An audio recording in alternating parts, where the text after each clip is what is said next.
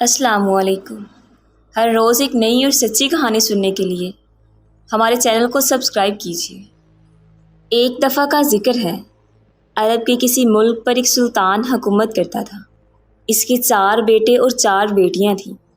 اسے حکومت کرتے ہوئے بہت ہی زمانہ گزر گیا تھا، یہاں تک کہ وہ بوڑھا ہو گیا۔ اس کے سر کے، اس کے داڑھی اور مونچھوں کے بال برف کی مانند سفید ہو گئے اور وہ آئے دن بیمار رہنے لگا۔ ایک مرتبہ تو ایسا بیمار ہوا کہ بچنے کی کوئی امید بھی نہ تھی۔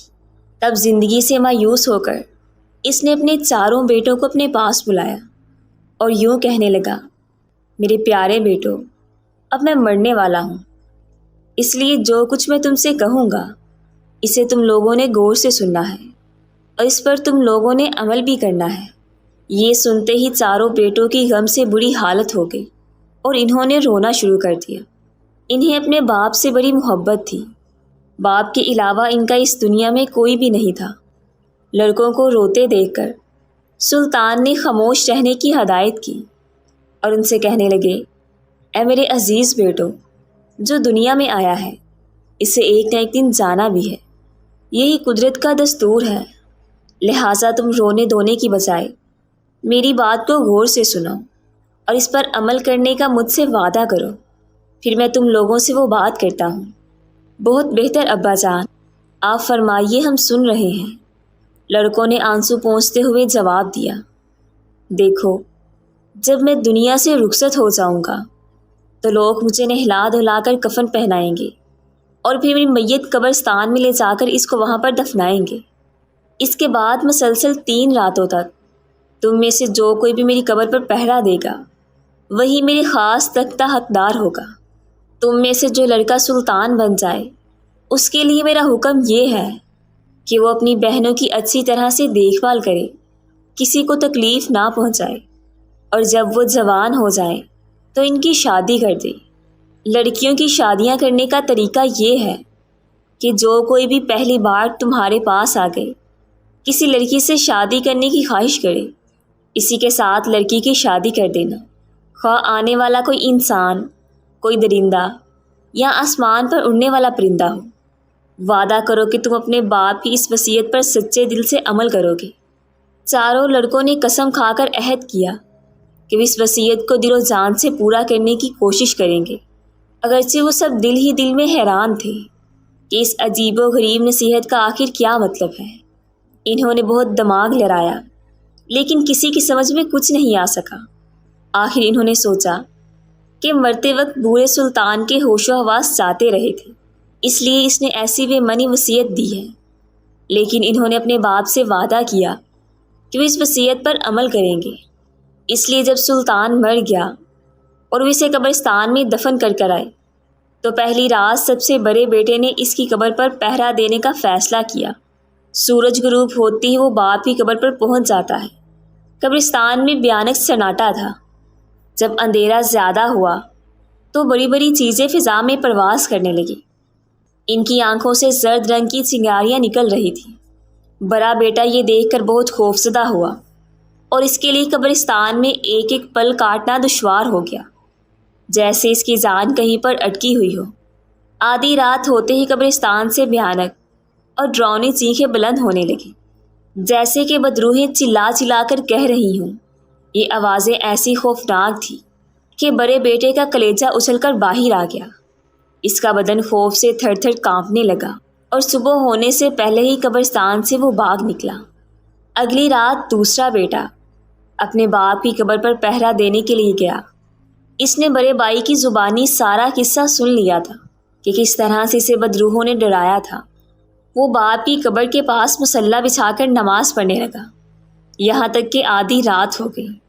یکایک قریب سے ایک بھیانک چیخ بلند ہوئی اور سارے قبرستان میں پھیل گئی۔ وہ دہشت سے ڈر گیا اور اٹھ کر بے تحاشا قبرستان سے باہر بھاگا۔ خوفناک چیخیں برابر قبرستان کے دروازے تک اس کا پیچھا کرتی رہیں۔ تیسری رات تیسرا بیٹا قبرستان جانے کے لیے تیار ہوا۔ اس کا خیال تھا کہ دونوں بڑے بھائی ڈرپوک ہیں، بلاؤں کی آوازیں کسی کا کیا بگاڑ سکتی ہیں۔ وہ بڑی بہادری سے تمام رات سلطان کی قبر پر جاگتا رہا اور اسے کوئی بھی آواز سنائی نہ دی۔ وہ خوش تھا کہ شیطانی روحیں اس سے ڈر کر ادھر نہیں آئیں، لیکن صبح ہونے میں ابھی کچھ دیر باقی تھی۔ اسے اپنے ارد گرد ہی ایسی ڈراؤنی شکلیں دکھائی دینے لگیں۔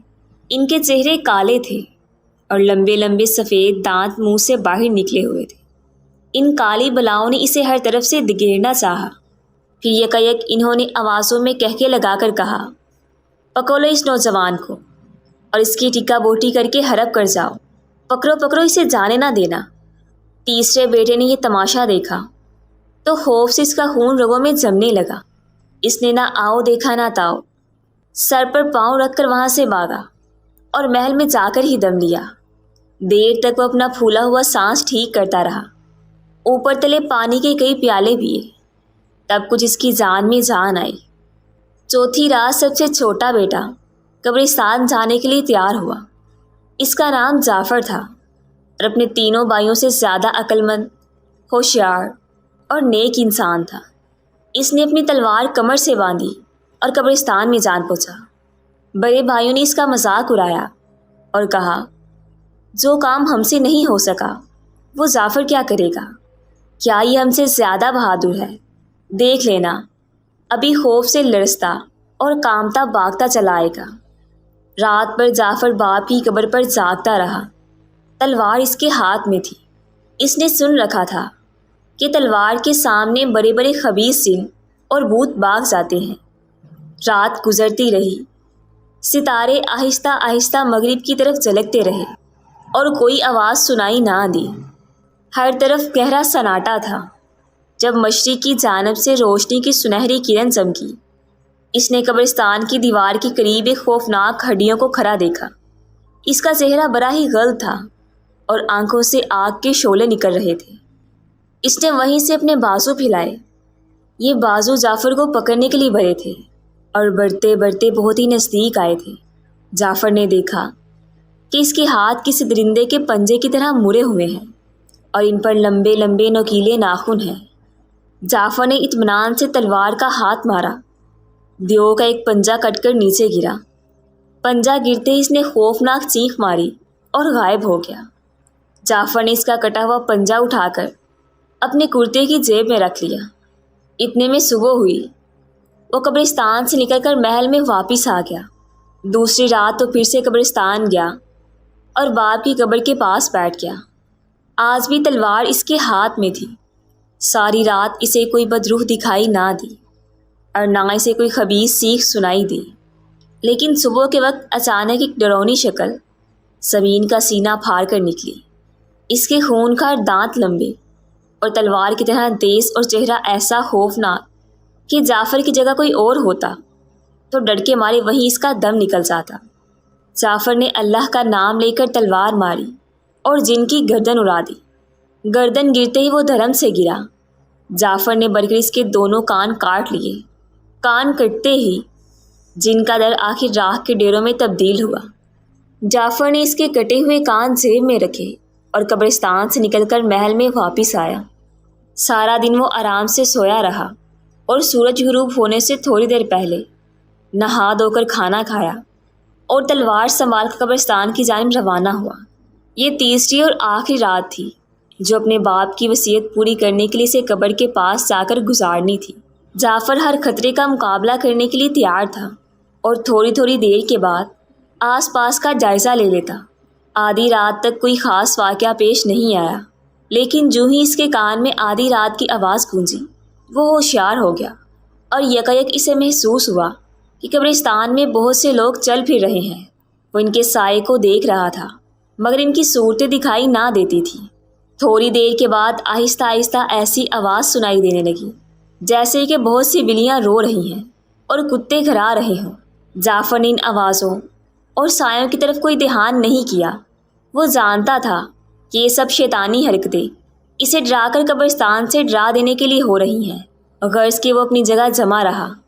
رفتہ رفتہ یہ آوازیں خوفناک چیخوں میں بدل کے پھر آگ کی بنی ہوئی شکلیں قبرستان میں پھیل گئی۔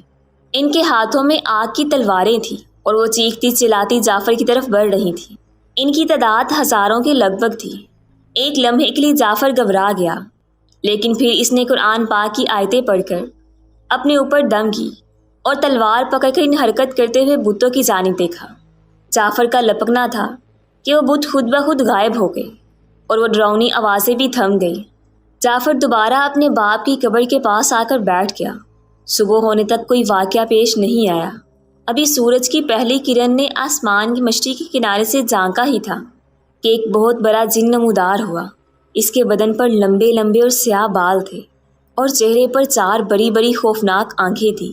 اس نے اپنے دماغ سے منہ کھول کر جعفر کو نگلنے کا ارادہ ہی کیا تھا کہ اس نے پھرتی سے تلوار ماری اور جن کی گردن کٹ کر زمین پر گر پڑی۔ جعفر نے اس کی بڑی سی ناک کاٹ کر جیب میں رکھ لی۔ جن کا در آگ میں جل کر راکھ ہوا۔ جعفر خوشی خوشی محل میں واپس آیا۔ چونکہ اس نے اپنے باپ کی وصیت پوری کی، اس لیے اسے شاہی لباس پہنا کر تخت پر بٹھایا گیا اور تمام درباریوں نے نظر پیش کی۔ شاعروں نے اس کی تعریف میں قصیدے پڑھے۔ جعفر نے ان کی حیثیت کے مطابق انعام و اکرام اور خلقت سے نواز کر اسے بڑے بھائیوں نے بھی اسے ملک کا سلطنت مان لیا اور اطاعت اس کی قبول کی۔ جعفر کو سلطان بنے کئی مہینے گزرے، پھر کئی برس بیت گئے۔ اس کے عہدے سے رایا خوشحال تھے۔ ہر طرف امن و امان کا دور تھا۔ کسی کو سلطان سے کوئی شکایت نہ تھی۔ وہ سب کے دکھ درد میں شریک تھا اور ہر ایک کے ساتھ انصاف سے پیش آتا۔ رایا دن رات اسے دعائیں دیتی۔ اسی دوران سلطان جعفر کی 4 بہنیں جوان ہو چکی تھیں اور اب وہ جلد سے جلد ان کی شادی کر دینا چاہتا تھا۔ لیکن مشکل یہ تھی کہ شہزادیوں کی حیثیت کے مطابق رشتے کہاں تلاش کرے۔ پھر اسے اپنے باپ کی عجیب وصیت کا خیال آیا، جس نے مرتے وقت کہا تھا کہ جو کوئی بھی پہلی بار تمہارے پاس آ کر کسی لڑکی سے شادی کرنے کی خواہش ظاہر کرے، اسی کے ساتھ اس کی شادی کر دینا، خواہ آنے والا کوئی انسان ہو، کوئی درندہ ہو یا آسمان پر اڑنے والا پرندہ ہو۔ ایک دن سلطان جعفر اپنے دربار میں بیٹھا لوگوں کے مقدمے سن رہا تھا کہ ایک خوفناک صورت کا شیر وہاں آیا۔ اسے دیکھتے ہی سب درباری اور پہرے دار دم دبا کر بھاگ گئے، لیکن سلطان اپنی جگہ پر بیٹھا رہا۔ شیر نے اس کے قریب آ کر دوڑ لائی، ہلکی آواز میں گرایا اور کہنے لگا، السلام علیکم اے سلطان جعفر، میں تیرے پاس ایک درخواست لے کر حاضر ہوا ہوں۔ مجھے امید ہے کہ تم اپنے مرحوم والد کی وصیت پر عمل کرتے ہوئے میری یہ درخواست قبول کریں گے۔ بیان کرو تمہاری کیا درخواست ہے؟ سلطان نے کہا، اگر میں اس قابل ہوا تو تمہاری درخواست ضرور قبول کروں گا۔ میں آپ کی سب سے بڑی بہن سے شادی کرنا چاہتا ہوں، بس میری یہی درخواست ہے۔ مگر یہ کیسے ممکن ہے ایک لڑکی کی شادی جنگل کے درندے سے کی جائے؟ سلطان نے حیرت سے کہا، کبھی ایسا بھی ہوا ہے؟ آپ اپنے والد کی وصیت یاد کیجیے جناب، انہوں نے آپ کو کیا ہدایت کی تھی؟ شیر نے جواب دیا، بہت بہتر، میں اپنے باپ کی وصیت پوری کروں گا۔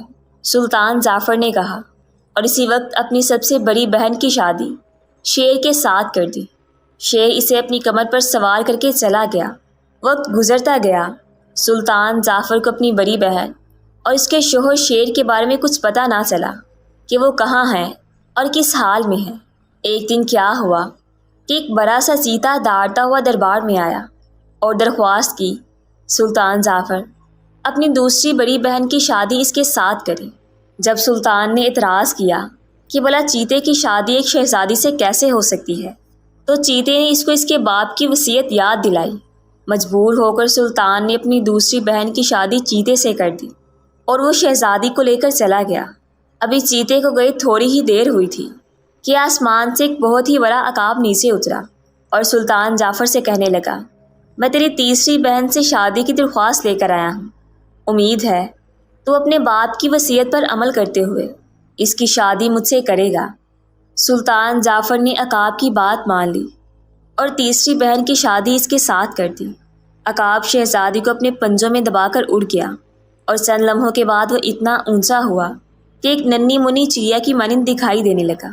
تیسری بہن کے رخصت ہونے کے بعد سلطان جعفر نے سوچا کہ چوتھی بہن کی شادی کسی انسان سے ہو جائے، اس لیے مناسب یہ ہے کہ کسی جانور یا درندے کے آنے سے پہلے ہی میں اپنی بہن کی شادی کسی اچھے آدمی سے کر دوں۔ اب زیادہ وقت ضائع کرنا ٹھیک نہیں۔ خدا نے چاہا تو کل ہی یہ کام سر انجام دوں گا۔ اگلے روز سلطان دربار میں آ کر تخت پر بیٹھا تھا کہ ایک دیو پیش قیمتی کپڑے پہنے نمودار ہوا۔ اس کے ہاتھ لمبے لمبے لیکن انگلیوں میں نہایت ہی قیمتی انگوٹھیاں تھیں۔ جنہوں نے آتے ہی جعفر سے کہا کہ وہ چھوٹی شہزادی سے شادی کرنے کا خواہش مند ہے اور اسے امید ہے کہ سلطان جعفر انکار نہیں کرے گا، کیونکہ اسے اپنے باپ سے کیا ہوا وعدہ پورا کرنا ہے۔ سلطان نے چوتھی بہن کی شادی بھی کر دی اور وہ دیوبی شہزادی کو اپنے ساتھ لے کر چلا گیا۔ ان عجیب و غریب شادیوں سے پورے ملک میں رنج و غم کی ایک لہر دوڑ گئی۔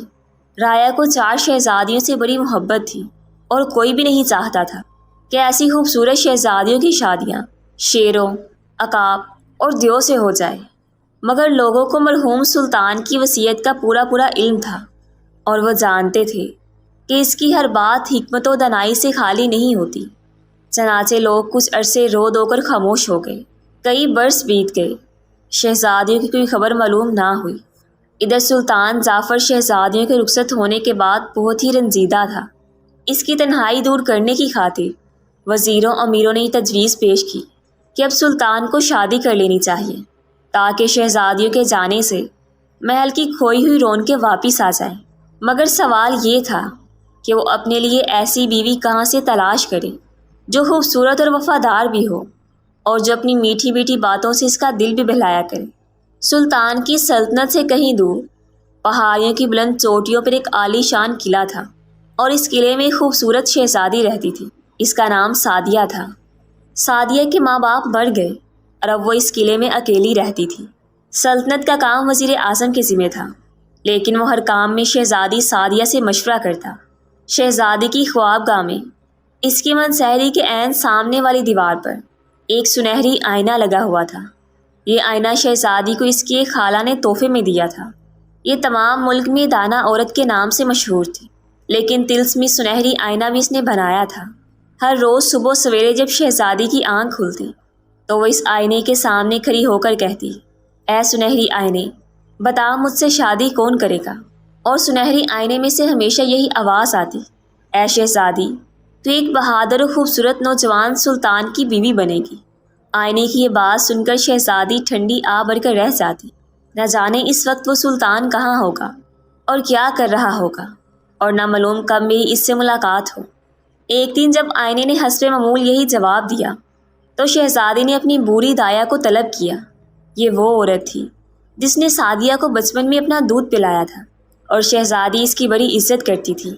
دائیا آئی تو شہزادی نے اسے کہا، اماں جان، میں اس قلعے میں اکیلی پرے پرے اکتا گئی ہوں۔ تم جانتی ہو سرکار کے سارے کاروبار وزیر اعظم نے سنبھال رکھے ہیں۔ اب میں خوش رد عمل چاہتی ہوں کہ اس قلعے سے نکال کر باہر کی دنیا دیکھوں۔ اس سے ایک تو میرا دل بہلے گا، دوسرا علم میں بھی اضافہ ہوگا۔ تمہاری کیا رائے ہے؟ اماں دائیا نے کہا، اے بیٹی، میں کیا اور میری رائے کیا؟ جیسے تمہاری مرضی، میں تیار ہوں۔ بولو کہاں چلو گی؟ پہلے ہم مقدس شہر مکہ کی زیارت کو چلیں گے، شہزادی نے کہا، لیکن زیادہ لاؤ لشکر ساتھ لے جانے کی ضرورت نہیں۔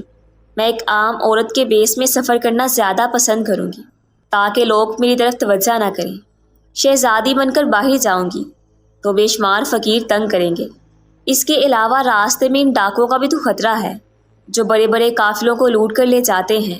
ہم اپنے ساتھ زیادہ سے زیادہ 2 آدمی لے کر جائیں گے اور کچھ ضروری ساز و سامان۔ سونے کی اشرفیاں میں اپنے لباس کے اندر سیلوں گی تاکہ خدا نہ خواستہ ڈاکو اگر ہمیں گھیریں تو انہیں سونے کی اشرفیوں کا پتہ نہ چل سکے۔ غرض کے شہزادی سعدیہ اپنے قلعے سے نکلی اور مکے کے سفر پر روانہ ہو گئی۔ اسے دیکھ کر کوئی یہ نہیں کہہ سکتا تھا کہ وہ کوئی شہزادی ہے۔ اس کے سیدھے سادے لباس میں بہت سی سونے کی اشرفیاں سلی تھیں۔ ادھر تو شہزادی کا چھوٹا سا قافلہ قلعے سے نکل کر مکہ جانے کی راہ پر آیا تھا۔ ادھر بیٹھے بیٹھے یکایک سلطان کا دربار میں دل چایا۔ اس نے سوچا کہ کہیں سیر و سیاحت کے لیے جانا چاہیے۔ بہت دنوں سے محل سے باہر نہیں نکلے۔ چنانچہ اس نے اپنے ایک رازدار وزیر کو ساتھ لیا اور وہ دونوں گھوڑوں پر سوار ہو کر محل سے باہر نکلے۔ اتفاق سے سلطان اور اس کا وزیر اسی راستے پر آ گئے جہاں سے شہزادی سعدیہ کا چھوٹا سا قافلہ گزر رہا تھا۔ شہزادی کے نوکروں نے سلطان کو بتایا کہ ہم کعبہ کی زیارت کے لیے جا رہے ہیں۔ یہ سنتے ہی سلطان بہت خوش ہوا۔ اس نے وزیر سے کہا، کیوں نہ ہم مکہ مکرمہ کی زیارت کو چلیں اور اس قافلے میں شامل ہو جائیں۔ راستے میں 100 ڈاکو لٹیرے ہوتے ہیں، ایسا نہ ہو کہ ان بیچاری عورتوں کو تنگ کریں۔ اگر ایسا ہوا تو ہم ان کی حفاظت تو کر سکیں گے۔ وزیر نے جواب دیا، یہ خیال بہت اچھا ہے، ہمیں ان عورتوں کی حفاظت کرنی چاہیے۔ غرض یہ دونوں اسی قافلے میں شامل ہو گئے اور اپنے آپ کو تاجر ظاہر کیا۔ انہوں نے شہزادی سعدیہ کو بتایا کہ وہ اکثر مکے مدینے کا سفر کرتے ہیں اور ان راستوں سے اچھی طرح واقف ہیں۔ شہزادی سعدیہ نے انہیں بڑی خوشی سے اپنے ساتھ سفر کرنے کی اجازت دی اور راستہ طے ہونے لگا۔ ابھی تک سلطان اور اس کا وزیر شہزادی کی صورت دیکھنے نہ پایا تھا، کیونکہ اس نے اپنا چہرہ نقاب میں چھپا رکھا تھا۔ البتہ شہزادے سلطان جعفر کو اچھی طرح دیکھا اور اسے شریف نوجوان بہت اچھا لگا۔ دن رات فاصلہ طے کرتے ہوئے آخر وہ مکہ مکرمہ پہنچ گئے۔ انہوں نے ایک سرائے میں اپنا سامان رکھا اور پھر خانہ کعبہ کی زیارت کے لیے گئے۔ وہاں بے شمار لوگ کعبے کا طواف کر رہے تھے۔ ان سب نے بھی کعبے کے گرد 7 چکر لگائے اور ان چکروں کو طواف کہتے ہیں۔ تبھی زیارت کے بعد یہ سب واپس سرائے میں آئے تو اتفاق سے سلطان نے شہزادی سعدیہ کی ایک جھلک دیکھ لی۔ اس نے دل میں کہا کہ یہ چہرہ تو کسی شہزادی کا ہو سکتا ہے، میں اسی لڑکی سے شادی کروں گا۔ لیکن کچھ خبر نہیں کہ وہ کون ہے، اس کی شادی ہو چکی ہے یا نہیں۔ رات ہوئی تو اس نے وزیر سے اپنا خیال اظہار کیا۔ وزیر کہنے لگا، حضور یہ کون سی بڑی بات ہے، وہ ایک عام عورت ہے۔ جب اسے پتہ چلے گا کہ آپ ایک معمولی سوداگر نہیں بلکہ سلطان ہیں تو وہ خوشی سے آپ کے ساتھ شادی کرنے کے لیے تیار ہو جائے گی۔ بہرحال تم اس کے بارے میں پتہ کرو کہ کون ہے، اس کے کیا ارادے ہیں۔ سلطان نے کہا، میری رائے ہے کہ اس کی دائیا سے سارا حال احوال دریافت کروں اور پھر آپ کو بتاؤں کہ اس نے کیا کہا۔ آپ کے حکم کی تعمیر کی جائے گی۔ اس نے گردن جھکا کر کہا اور اگلے روز صبح سیدھا وہی دائیا کے پاس پہنچ گیا۔ سلام اماں جان، مزاج تو اچھے ہیں آپ کی، کوئی خدمت میرے لائق ہو تو بیان فرمائیے، میں اور میرا ساتھی ہر طرح سے آپ کی خدمت کریں گے۔ بوڑھی دائیا نے وزیر کو دعائیں دی اور اپنے پاس ہی بٹھا لیا۔ پھر دونوں میں باتیں ہونے لگی۔ آخر وزیر نے اس سے سب شہزادی سعدیہ کے بارے میں سب کچھ معلوم کیا۔ پھر وہ دائیا سے اجازت لے کر اس کے پاس آیا اور کہنے لگا، مبارک ہو سلطان، میں نے اس خاتون کے بارے میں اس کی دائیا سے سب باتیں معلوم کی ہیں۔ اس کا نام شہزادی سعدیہ ہے اور وہ بھی ایک سلطنت کی مالک ہے۔ اس کی خوابگاہ میں ایک سنہری آئینہ لگا ہوا ہے جو ہر روز یہ بتاتا ہے کہ اس کی شادی ایک سلطان سے ہوگی انشاءاللہ۔ سلطان جعفر نے خوش ہو کر کہا۔ پھر اس نے سوچا کہ اس معاملے میں شہزادی سعدیہ سے خود بات کرنی ہوگی۔ وہ موقع کی تلاش میں لگا مگر یہ موقع اسے نہیں ملا، کیونکہ شہزادی کی حفاظت ہر وقت اس کے ملازم کرتے تھے اور بوڑھی دائیا بھی اس کے قریب بیٹھی رہتی تھی۔ کچھ دنوں کے بعد ان کا قافلہ مکے سے نکل کر شہر طائف روانہ ہوا، جہاں ٹھنڈے پانی کے چشمے اور کھجوروں کے درخت تھے۔ اس کے علاوہ وہاں انگوروں کے بہت سے باغ تھے۔ سارا علاقہ نہایت ہی خوبصورت اور سبز تھا۔ ابھی وہ راستے میں تھے کہ ایک رات زبردست طوفان آیا۔ بجلی کی کڑک اور بادل کی گرج سے دل دہل جاتے تھے۔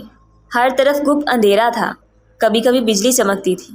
جب بجلی چمکتی تو کچھ دکھائی دے جاتا، پھر موسلا دھار بارش ہوئی اور ہوا کا ایسا بے پناہ جھونکا آیا کہ خیمے بھی اڑ گئے اور تمام کپڑے اور سارا سامان پانی میں بہہ گیا۔ صحرا میں ان کے لیے پناہ لینی اور طوفان سے بچنے کی کوئی جگہ نہ تھی اور ہوا ہر لمحہ تیز ہوتی جا رہی تھی۔ سلطان اور وزیر کے گھوڑے بھی رسیاں اڑا کر بھاگ گئے اور شہزادی سعدیہ کا اونٹ اور نوکروں کی سواری کے گدھے بھی ڈر کر فرار ہو گئے۔ دائیا نے اس مصیبت سے گھبرا کر داڑیں مار مار کر رونا شروع کر دیا۔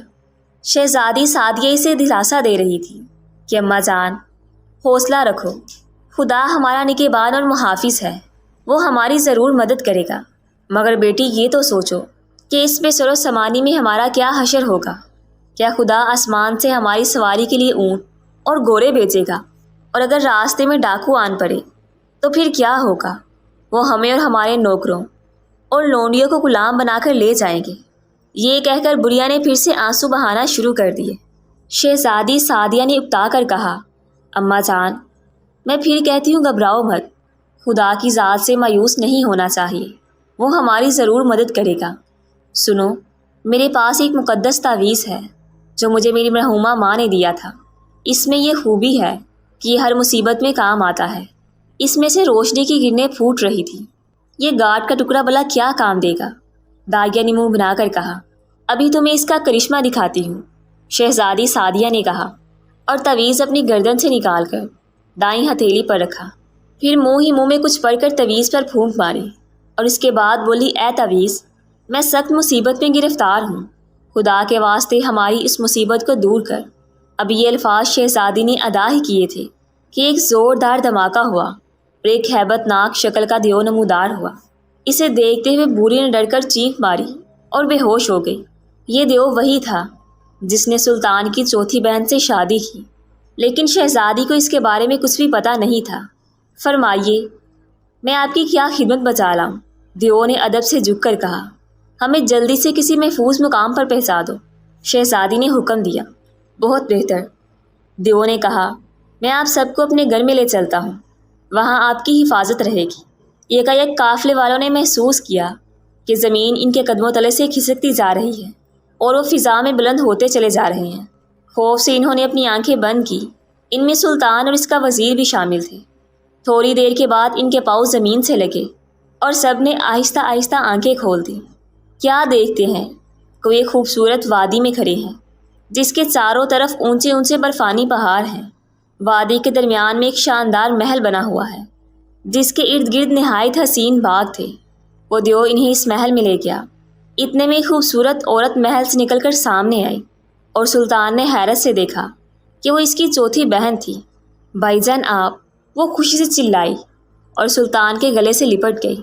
ہمارے مکان میں تمہارا آنا مبارک ہو، خدا کی پناہ تم یہاں رہتی ہو۔ سلطان نے کہا، کیا وہ دیو جو ہمیں اس مصیبت سے نکال کر لایا ہے وہ تمہارا ہی شوہر ہے؟ میں نے تو اسے پہچانا نہیں۔ ہاں بھائی جان، وہ میرا شوہر ہے اور میں اس سے بہت خوش ہوں۔ مجھے اس سے اچھا شوہر نہیں مل سکتا تھا۔ خدا کا شکر ہے کہ تم اس سے خوش ہو، ورنہ میں تو ڈرتا تھا کہ نہ جانے یہ دیو تمہارے ساتھ کیا سلوک کرے گا۔ اگر ابا جان کی وصیت نہ ہوتی تو شاید میں تمہاری شادی کبھی اس کے ساتھ کرنے پر رضامند نہ ہوتا، مگر اب سوچتا ہوں تو یہ احساس ہوتا ہے کہ ابا جان کی اس وصیت میں ضرور کوئی حکمت چھپی ہے۔ خدا معلوم ہماری باقی 3 بہنیں کہاں ہیں اور وہ کس حال میں ہیں۔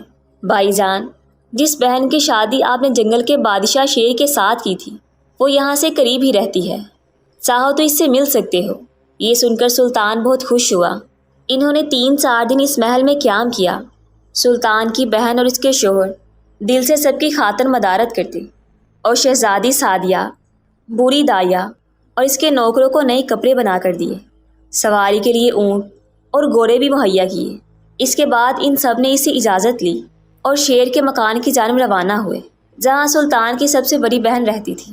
1 دن اور 1 رات کا سفر طے کرنے کے بعد یہ چھوٹا سا قافلہ وادی سے نکل کر ایک گھنے جنگل میں داخل ہوا۔ یہاں درختوں کی چوٹیاں آپس میں جڑی ہوئی تھیں اور شاخیں اس قدر بڑی بڑی تھیں سورج کی کرنوں کے لیے جنگل کے اندر تک جانے کا راستہ بند تھا، اس لیے یہاں دن کے وقت بھی اندھیرا سا تھا۔ یکایک انہیں جنگل کے بیچوں بیچ ایک عالی شان مکان دکھائی دیا۔ اس مکان کے دروازے کے پاس شیر کا بہت بڑا بت تھا۔ سلطان سمجھ گیا کہ یہ وہی مکان ہے جس میں بڑی بہن کا شوہر رہتا ہے۔ سلطان نے آگے بڑھ کر دستک دی۔ تھوڑی دیر کے بعد مکان کے اندر سے شیر کے داڑنے اور گرجنے کی ہیبت ناک آواز سنائی دی۔ سب کے سب لرزنے اور کانپنے لگے، لیکن سلطان نے تسلی دی اور کہا، گھبرانے کی کوئی بات نہیں۔ اتنے میں دروازہ کھلا اور ایک لمبا چوڑا شیر کھڑا نظر آیا۔ اس کا جبڑا کھلا ہوا تھا اور نکیلے دانت بڑے خوفناک دکھائی دے رہے تھے۔ شیر کو اتنے قریب پا کر بوڑھی دائیا چیخ مار کر بے ہوش ہو گئی۔ خوش آمدید پیارے سلطان جعفر۔ شیر نے اسے پہچان لیا اور خوش ہو کر کہا، آئیے آئیے، بے خوف ہو کر غریب خانے میں تشریف لائیے۔ ارے یہ بوڑھی بھی شاید ڈر کے بے ہوش ہو گئی ہیں، انہیں بھی اندر لے آئیے، ابھی ہوش میں آ جائیں گی۔ یہ سن کر سب کی جان میں جان آئی اور مکان کے اندر چلے گئے۔ کیا دیکھتے ہیں کہ کمرہ سجا ہوا ہے، بہت سے نوکر جا کر لونڈیاں غلام اور باندیاں کاموں میں مصروف ہیں۔ مہمانوں کے آنے کی خبر سن کر سلطان کی بڑی بہن بھی اپنے کمرے سے نکل آئی۔ دونوں بہن بھائی لپٹ گئے اور خوشی کے آنسو بہانے لگے۔ بڑی بہن نے بتایا کہ وہ اپنے شوہر سے بہت خوش ہے۔ شیر نے اصرار کر کے انہیں کئی دن اپنے مکان میں ٹھہرایا اور خاطر تواضع کی طرح طرح کے کھانے مہمانوں کے لیے روز پکاتے اور ہر قسم کا پھل ان کے سامنے رکھے جاتے۔ ایک دن سلطان نے اپنی بڑی بہن سے ذکر کیا کہ وہ شہزادی سعدیہ سے شادی کرنا چاہتا ہے، کہ اس معاملے میں تم میری مدد کر سکتی ہو۔ بڑی بہن یہ سن کر بہت خوش ہوئی کیونکہ وہ بھی شہزادی سعدیہ کو پسند کرنے لگی تھی۔ اس نے شہزادی کی رضامندی معلوم کی۔ اس سے اگلی رات ہی بڑی دھوم دھام سے ان دونوں کی شادی ہوئی اور اس سنہری آئینے کی پیشن گوئی پوری ہوئی۔ شادی کے بعد سلطان اور اس کی بیوی شہزادی سعدیہ شیر کے گھر میں 1 ماہ تک مہمان رہے۔ اس کے بعد انہوں نے جانے کی اجازت حاصل کی۔ سلطان نے شیر سے کہا، بھائی تم نے اس خلوص اور محبت سے مہمان نوازی کے فرائض سر انجام دیے ہیں، میں اور میری بیوی اس کا شکریہ ادا کرتے ہیں۔ یہاں ہم نے اپنی زندگی کا بہترین وقت گزارا ہے۔ کاش میں اس قابل ہوتا کہ تمہاری کوئی خدمت بجا لا سکتا۔ اگر کوئی کام میرے لائق ہو تو مجھے ضرور بتاؤ۔ ہاں بھائی، ایک کام ایسا ضرور ہے جو تم میرے لیے کر سکتے ہو، شیر نے ٹھنڈی آ بھر کر کہا۔ اگر تمہیں کہیں سے کسی دیو کا کٹا ہوا پنجہ مل جائے تو لیتے آنا، تو میں اس کو آگ میں پھینک کر اپنی اصلی انسانی صورت میں واپس آ سکتا ہوں۔ کٹا ہوا پنجہ؟ سلطان نے حیرت سے کہا، تم نے مجھے پہلے کیوں نہیں بتایا؟ میری جیب میں اس وقت بھی ایک دیو کا کٹا ہوا پنجہ موجود ہے۔ اس کو میں نے اس قبرستان میں ہلاک کیا تھا جہاں میرے باپ کی قبر ہے۔ مجھے معلوم تھا کہ دیو کے پنجے جادو کا توڑ کرتے ہیں اور اس کام آتے ہیں۔ یہ سنتے ہی شیر خوشی سے اچھل پڑا۔ اس نے اسی وقت نوکروں کو حکم دیا کہ آگ کا الاؤ روشن کیا جائے۔ آگ جلائی گئی اور دیو کا پنجہ اس میں پھینک دیا گیا۔ پنجے کا آگ میں ڈالنا تھا کہ شیر ایک دم غائب ہوا اور اس کی جگہ ایک حسین نوجوان سلطان احمد کو اپنے سامنے کھڑا دکھائی دیا۔ ایک بار پھر اس مکان میں خوشی کے شادیانے بجے اور دن رات جشن ہونے لگے۔ چند روز کے بعد مہمانوں نے پھر جانے کی اجازت طلب کی۔ بڑی بہن اور اس کا شوہر اس مرتبہ مہمانوں کو جنگل کی آخری سرحد تک رخصت کرنے آئے۔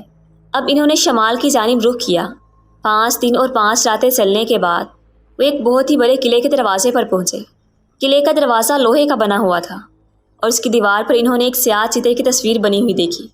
چیتے کے کالے جسم پر سفید سفید دبے تھے۔ سلطان نے دروازے پر دستک دی۔ ایک چوکیدار نے دروازہ کھولا اور پوچھا، کیا کام ہے؟ ہم مسافر ہیں، سلطان نے کہا، چند دن اس قلعے میں ٹھہرنے کے ارادے سے ادھر آئے ہیں۔ اس قلعے کا مالک اور میرا آقا ایک چیتا ہے، آپ لوگ یہی رکیے، میں ابھی اپنے آقا کو اطلاع دیتا ہوں، وہی آپ کا استقبال کریں گے۔ اس قلعے کا مالک ایک چیتا ہے، سلطان نے اپنی بیوی شہزادی سعدیہ سے کہا۔ ممکن ہے یہ وہی چیتا ہو جس سے میری دوسری بہن کی شادی ہوئی۔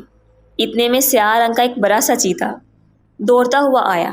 سلطان نے اسے دیکھتے ہی پہچان لیا، یہ اس کی دوسری بہن کا شوہر تھا۔ بھائی جعفر تشریف لائیے، چیتے نے خوشی سے اچھلتے ہوئے کہا۔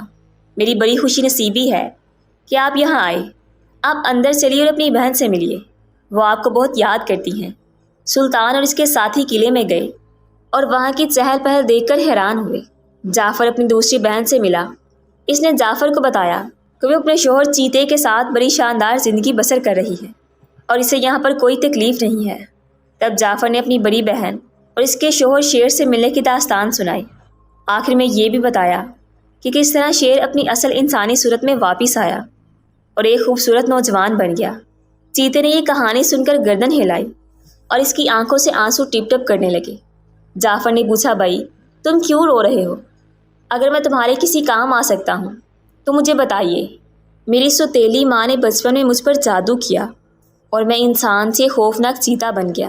اب دوبارہ مجھے اصلی صورت پر لانے کے لیے ایک ہی تدبیر ہے۔ کیا تدبیر ہے؟ جلدی بتاؤ، جعفر نے پوچھا۔ اگر کسی جن کی کٹی ہوئی ناک ملے، اسے پانی میں ڈال دیا جائے اور اس پانی سے میں نہا لوں تو اپنی اصلی شکل و صورت میں واپس آ سکتا ہوں۔ لیکن افسوس کہ جن کی کٹی ہوئی ناک حاصل کرنا محال ہے، مگر یہ میرے لیے آسان ہے، جعفر نے کہا۔ ایک جن کی کٹی ہوئی ناک اس وقت میرے جیب میں ہے۔ یہ سنتے ہی چیتا خوش ہو گیا۔ اسی وقت ایک بڑے سے برتن میں پانی لایا گیا۔ پہلے اس پانی میں نمک حل کیا، اس کے بعد سلطان نے اس میں جن کی کٹی ہوئی ناک ڈالی۔ ناک کا پانی میں گرنا تھا کہ پانی ایک دم کھولنے لگا۔ سب لوگ خود بخود کھڑے یہ تجیب تماشا دیکھ رہے تھے۔ دیر تک کھولنے کے بعد پانی آہستہ آہستہ ٹھنڈا ہونے لگا۔ ٹھنڈا ہونے کے بعد اسے چیتے کے بدن پر ڈالا گیا۔ تھوڑی دیر کے بعد وہاں سیاہ چیتے کی بجائے ایک خوبصورت نوجوان کھڑا مسکرا رہا تھا۔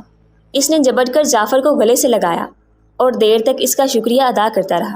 کئی دن تک چیتے کے آدمی بننے کی خوشی میں قلعے کے اندر جشن منایا گیا۔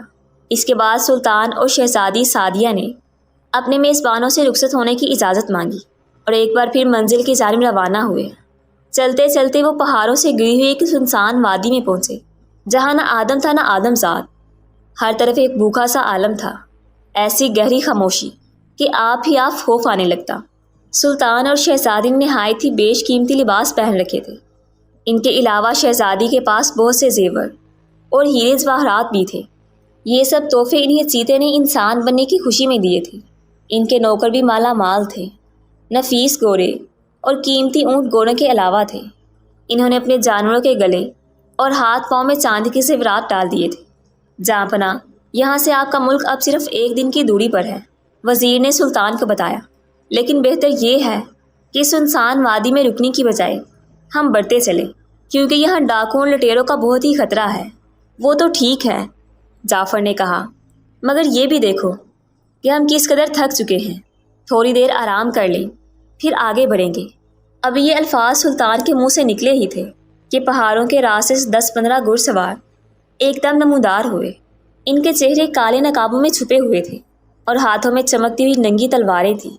وہ سب گل مچاتے اور تلواریں ہلاتے اس تیزی سے آئے کہ سلطان اور اس کے ساتھیوں کو سنبھلنے کا موقع نہ ملا۔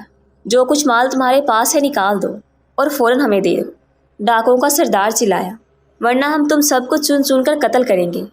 یہ سنتے ہی سلطان اور وزیر نے اپنی اپنی تلواریں نکالی اور ڈاکوں پر حملہ کیا۔ ڈاکوں کی ان آدمیوں کو ایسے حملے کی توقع ہرگز نہ تھی۔ وہ سنبھل بھی نہ سکے اور دیکھتے ہی دیکھتے 2 ڈاکوں کی گردنیں کٹ کر دور جا گریں۔ اپنے ساتھیوں کو یوں قتل ہوتے دیکھ کر ڈاکوں کی آنکھوں میں خون اتر آیا اور سردار نے چینک کر کہا، ساتھیوں، ان مسافروں کو لوٹ کر قتل کرو، ایک بھی بچ کر نہ جانے پائے۔ مگر مسافروں کو لوٹنا اتنا آسان نہیں تھا جتنا یہ ڈاکو سمجھ رہے تھے۔ شہزادی سعدیہ اور اس کے دونوں نوکروں نے بھی تلواریں نکالی۔ دونوں طرف سے تلواریں چلنے لگیں۔ شہزادی سعدیہ بڑی مہارت سے تلوار کے ہاتھ دکھا رہی تھی۔ اس نے تھوڑی ہی دیر میں 2 ڈاکوؤں کو خاک خون میں سلایا، لیکن اتنے ڈاکوں کا مقابلہ کرنا ان 4 آدمی اور ایک عورت کے بس کی بات نہ تھی۔ جب تلوار چلاتے چلاتے سلطان اور اس کے ساتھیوں کے بازو شر ہو گئے، انہیں اپنی موت سر پر نظر آئی، تو سلطان نے دل ہی دل میں خدا سے مدد مانگی۔ اسی وقت آسمان کی بلندی سے بے شمار بڑے بڑے عقاب بازو بھلائی نیچے آئے۔ انہوں نے غضبناک ہو کر ڈاکوں پر حملہ کیا۔ ان میں ایک عقاب سب سے بڑا تھا۔ اس نے ڈاکوں کے سردار پر حملہ کیا اور پنجوں سے اس کی دونوں آنکھیں نکال دی۔ ڈاکوں کا سردار خون میں نہا گیا اور اندھا دھند گورے کو دلاتا ہوا بھاگ گیا۔ سردار کو بھاگتے دیکھا تو دوسرے ڈاکو بھی فرار ہوئے، لیکن عقابوں نے دور تک ان کا پیچھا کیا اور جب تک ان سب کی آنکھیں نہ نوچ لیں، انہیں بالکل نہیں چھوڑا۔ سلطان، وزیر اور شہزادی سعدیہ حیرت سے یہ منظر دیکھ رہے تھے۔ تھوڑی دیر کے بعد میدان میں ڈاکوں کی لاشیں پڑی تھیں۔ وہ عقاب جدھر سے آئے تھے ایک ایک کر کے واپس چلے گئے، لیکن سب سے بڑا عقاب آہستہ آہستہ اڑتا ہوا سلطان کی جانب آیا اور ایک پتھر پر بیٹھ گیا۔ اس وقت سلطان نے اسے پہچانا۔ یہ وہی عقاب تھا جس سے اس کی تیسری بہن کی شادی ہوئی تھی۔ بھائی عقاب، ہماری جانیں بچانے کا شکریہ قبول کرو۔ اگر تم وقت پر نہ پہنچتے تو یہ ظالم ہماری ٹکا بوٹی کر دیتے۔ اس میں شکریہ کی کیا بات ہے بھائی جعفر، یہ تو ہمارا فرض تھا۔ کہیے ادھر کیسے تشریف لائے؟ تب سلطان نے عقاب کو شروع سے آخر تک کی ساری کہانی سنائی۔ آخر میں عقاب نے سنجیدہ لہجے میں کہا، کاش میں بھی اپنی اصلی صورت میں واپس آتا، یہ کام ممکن نہیں۔ مجھے بتاؤ بھائی عقاب، شاید میں تمہارے کسی کام آ سکوں۔ سلطان نے جلدی سے کہا، ایک مکار چڑیل نے مجھے جادو کے زور سے عقاب بنایا، ورنہ میں بھی تم جیسا انسان تھا۔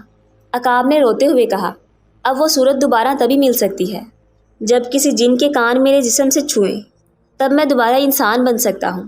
مگر جن کے کان حاصل کرنا بہت دشوار ہے، لیکن میرے لیے بالکل دشوار نہیں ہے۔ جعفر نے فوراً کہا، خوش ہو جاؤ بھائی عقاب، تمہاری مصیبت کے دن کٹ گئے۔ جن کے کان میری جیب میں موجود ہیں۔ اس نے کان جیب سے نکال کر عقاب کے پروں سے لگائے۔ پلک چبکتے ہی عقاب ایک خوبصورت نوجوان میں بدل گیا۔ دونوں خوشی سے ایک دوسرے سے لپٹ گئے۔ پھر وہ نوجوان سلطان کو اپنے گھر لائے، جو کہ وہاں ایک پہاڑ کی چوٹی پر بنا ہوا تھا۔ سلطان کی تیسری بہن اتنی مدت کے بعد اپنے بھائی کو دیکھ کر بہت خوش ہوئی، اور جب اس سے معلوم ہوا کہ اس کا شوہر عقاب کے روپ سے بدل کر اب انسان بن چکا ہے، تو اس کی مسرت کا کوئی ٹھکانہ نہ تھا۔ 3 روز تک عقاب نوجوان کے گھر میں قیام کرنے کے بعد سلطان اور اس کی بیوی شہزادی وہاں سے روانہ ہوئے اور اس ملک میں آئے جہاں پر سلطان کی حکومت تھی۔ رایا نے ان کا شاندار استقبال کیا۔ برسوں تک دونوں نے اپنے ملک پر حکمرانی کی۔ آخر وہ بوڑھے ہوئے، پھر اللہ نے انہیں اپنے پاس بلا لیا۔ ہر روز ایک نئی اور سچی کہانی سننے کے لیے ہمارے چینل کو سبسکرائب کیجیے۔